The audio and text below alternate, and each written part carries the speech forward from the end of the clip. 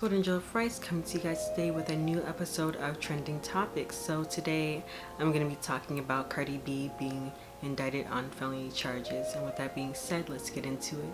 So on Friday, she was indicted on these felony charges from that club brawl that happened last year. I don't know if some of you guys remember, she got into it with these two bartenders. She fought them because she suspected that they were having an affair with her husband Offset from the Migos.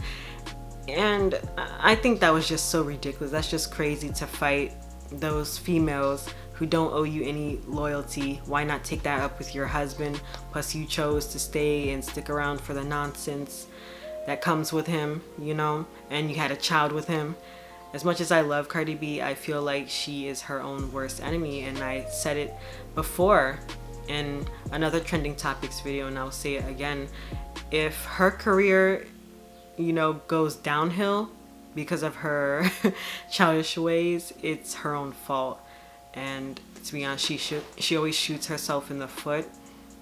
I just wish she would learn to just rise above the ignorance. But when it comes to people like Cardi B, like, they have to learn the hard way, and that's really unfortunate. It always comes down to stuff like this where they have to lose everything before they learn their lesson, before they learn anything at that.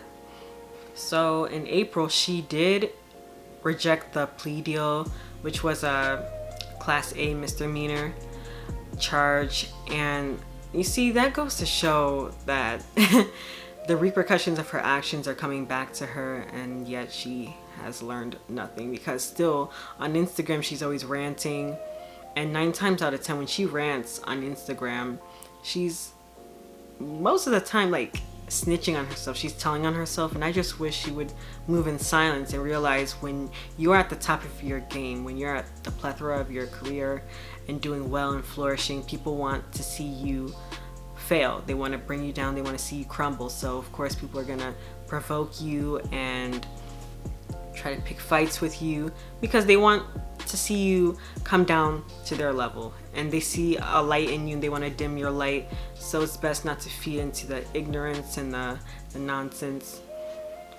However, it would be a shame to see her career just diminish just like that. As quickly as it took off, it can be taken from her, and I just wish she would know that, because, you know, she's one of those people where success just came to her very quickly, but she needs to realize that as quickly as those blessings came to her, it can all be taken away from her just like that. This is like a reoccurring thing with female rappers, because they were brought up in an environment where they had to constantly fight, you know. So it makes them aggressive. When you come from that street life where like you have to fend for yourself, you always have to watch your back, that's what makes them aggressive like that. I think a lesson that people should take from Cardi's situation is that violence is never the answer. And this is like a reoccurring thing that has happened before with other female rappers, like Lil' Kim. She went to jail because the nail lady was talking crazy to her and she gave her that work. And then Remy Ma, like, she was a type who was a hothead too and would always get into fights, and she ended up shooting someone in the stomach and almost went to jail for like a life sentence, but like she went to jail for like a decade because that person didn't die, thank God, because that would have been like a murder charge. And that just goes to show that violence is not the answer. And also on top of that, when you are a grown adult and you've graduated and you're still out here fighting, it's not a good look. And plus, you lose respect. People just don't respect you because you're known as that ghetto ass person that can't keep their hands to themselves, that can't have any self-control and just sit down and have an adult conversation with whoever they have an issue with. And if your first instinct is to fight, yeah, you need to deal with that because it's not cool. And another thing, if you have goals set up for yourself and you're always getting into physical altercations, you know, the repercussions of your actions can come back to bite you and take away your blessings.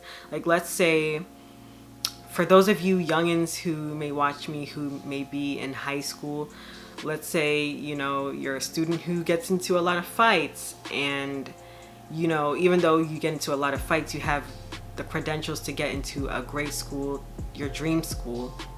You've been working hard to get into the school of your dreams, like a great four-year university. Let's say you have the stellar GPA, stellar grades, straight A student, did well on SOLs and SATs, took AP courses, but because you were always in fights and it's on your permanent record, your dream school may reject you because of that.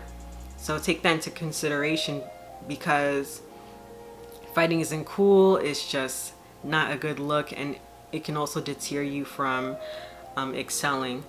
And not just in academics, it can be in anything that you have planned for yourself.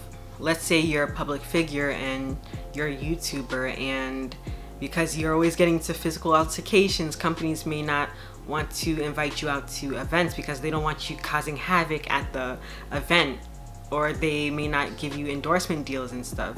So yeah, take that into consideration when you choose to make poor decisions like that. Fighting is not it's not cool, and it's not a good look. So with that being said, please like, subscribe, and feel free to leave your feedback in the comment section below. Bye.